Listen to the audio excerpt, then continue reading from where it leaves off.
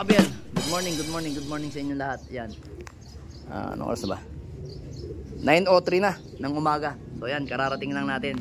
Umuwi na tayo, baka kasi biglang may mag-clock kasi napansin ko, pagtingin ko kanina mga alas mga 8:50 ata, 8:55 may nag-clock na sa Parten Tarlac. So 1,000 plus nga. So umuwi na nga tayo yan. Kasalukuyan nagbibilad yung mga ibon natin. Ngayon, ayan. Meron tayo dito ng ano. Ang pasalubong natin yung ihi ng Palakang May Kulugo. Ngayon dadagdagan ko yan ng konti para sakto yung anya. Iinumin ng ibon natin. Medyo lalagyan ko ng konting molasses para saktong inom lang ng ibon. Kasi ngayon, ano yan eh.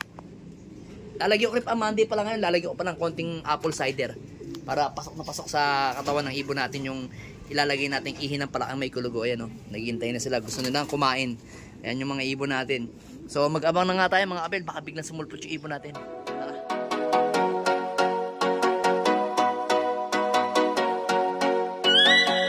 So ayan mga Abel, kasalukuyan nag-aabang na tayo ng mga ibon kasi marami na nag-clock sa Parteng Angeles. So ngayon meron tayo dito inaabangan ding isang ibon. Ayan o, mapapansin nyo, ayan o.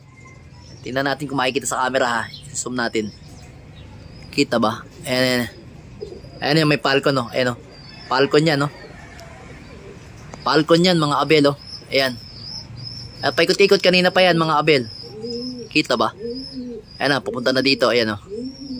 Hindi ko masyado masumi. Ayan o. Kanina pa yan. Hindi masyado kita sa camera eh. Ayan o, ayan, ayan, ayan. Ayan o. Kanina pa yan. Kanina pa yan paikot-ikot dito. Ayan. Yan na, dito na sa tapat natin mga Abel oh. Tapat na ng loop natin. Ayan. Tapat na ng loop natin yung ibon na yan oh. Laki. Ano yung falcon kaya yan? Grabe laki. Hindi masyado kita mga Abel eh. Laking ibon yun ah. Yan mga Abel, hindi masyado makita yan oh. Laki, grabe. Kung titingnan mo, kala mo tao eh, oh. Taong lumilipad eh. Hindi masyado makita sa camera ko yun ng layo, oh. Falcon yan. Yung diretso na, rumekta na mga Abel. So tara, ano na natin yung intindihin. Total, lumayo na naman sa atin. Magabang na tayo ng mga ibon natin, yung agandahan ng panahon naman ngayon, oh. Kaso, sa ngayon mga Abel, wala pa ako nakikitang dumadaang mga ibon ngayon. So, ang mga speed nga ng mga ibon ngayon is 1,080 plus. Tingnan natin kung parting Minalin, San Simon, Apalit, Makabebe, kung may magkakalak pa na mas mataas na 1,1. Ang ganda ng panahon natin, no? So, ayan, mag-abang na tayo. Tingnan natin kung sino unang susulpot sa mga super flying bin natin mga Abel. So, yun mga Abel, no? Nakalak na natin yung ibon natin na si 641, ayan, muntikan pa tayong makatop. Ano ba yan? Oh no! Ano ba yan? Pahirapan talagang pauwian ngayon kasi ilang araw sila sa truck. Biyernes, Sabado, Linggo. Bali natulog sila Biyernes, Sabado, Linggo, 3 araw sa truck. Ayan, medyo nag-adjust yung ibon natin. Ayan, ito naklak natin. Ang speed na lang natin is 715. Aray ko Diyos ko, buti na lang nakaklak tayo live. Live yung ibon natin, young bird, old bird. At wala wala yung Juana natin mga Abel. Nahirapan si Juana. Hindi na erating si Juana. Aray ko. Ano ba yan? So yan. Susubuhan natin siya ng magic natin. Ayan oh. Ito yung ating pansalubong sa ibon natin. Ayan oh. Nasubuhan ko na. Ito pangbigay ko, pang 7 na ha. Pang 7 na tong binibigay ko sa kanya. Oh. Ayan. Para makita nyo yung ginagawa ko sa ibon ko. Ayan, pang-7 na yung binigay ko sa kanya. Yan yung pang ano natin, para recover at saka pang ano natin sa ibon natin. Tag dito, maka-recover yung ibon tapos mas mataas kasi yung high protein nun, kaya yun ang binibigay ko sa ibon ko. Ayan.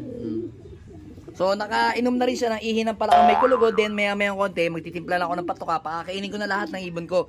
Hindi na natin mahihintay si Juana, talagang nahirapan no. Ayan, medyo kumukulimlim na naman. Ayan o, kumukulimlim na naman. Pero, ayan o, mainit kanina. Nahirapan talaga yung ibon kasi 3 araw sa truck. Talagang nag-adjust yung katawan nila kaya ganyan. So yung kaibigan ko nga dito sa kapitbahay ko rin, sa 5 ibon niya, isa lang din ang napauwi niya.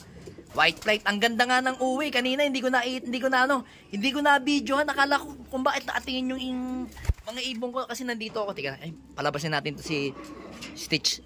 Kasi nandito ako, oh. Ayan, dyan ako nakatayo dito sa anong yan.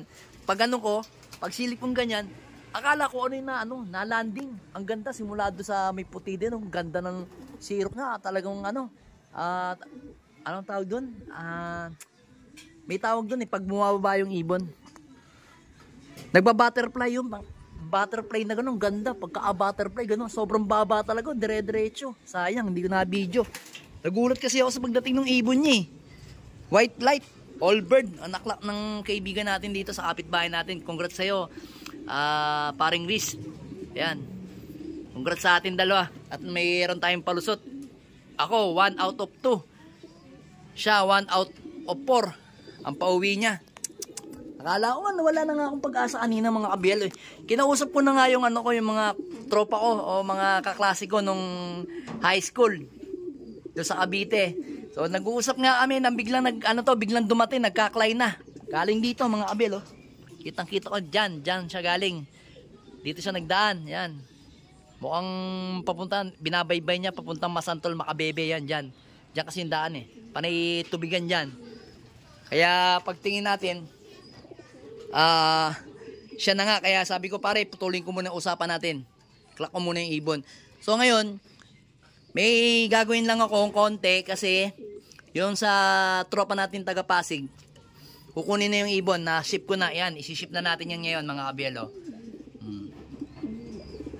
Para madala na yung ibon ngayon. Tapos magpapakain din tayo. Yan. Ito mga abel, magpapakain na tayo sa mga super flying bee natin mga abel. Para makakain na rin si pangalan to? Si 641 sa atin. Pakainin natin. Yan. Ito. Wait. So ito na mga abel Ayan. Ayan yung pasalubong natin pagkain sa kanila. Ayan.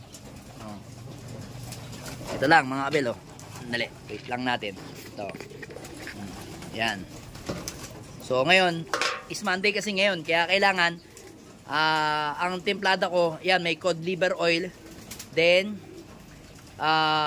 meron siyang ang tawag dito, may golden powder akong nilagay dyan mga abel. Yan yung pasalubong natin sa mga ibon natin pagka every Monday. Hindi ko binabago kasi yung sistema ko mga abel. Kapag ka Monday ang pakain, kung ano yung pakain ko ng Monday, yun ang gagawin ko.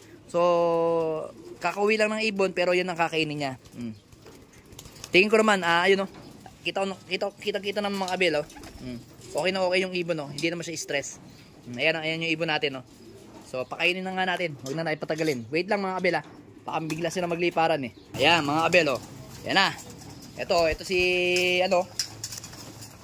si 641. Ayan yung Vandenbroek natin. So yun nga mga abel, muntikan na tayo makatop sa ibon natin. 715 na lang speed nito ni Vandenbroek. Ito ka ninitan ka dyan, yan sa kabila, yan, dyan ka. Yan. Kita nyo naman yung mga ibon natin. Nakikipag-agawan yung mga young bird natin. Tsaka gusto ko yung ganyan. Sumisibasib sila sa kanilang mga pagkain. So yung natin, painom nga natin, ihinam pala kami kulugon na may apple cider. Yan. Sinasabi ko lang sa inyo para malaman ninyo yung mga ginagawa ko sa mga ibon ko. Tignan nyo.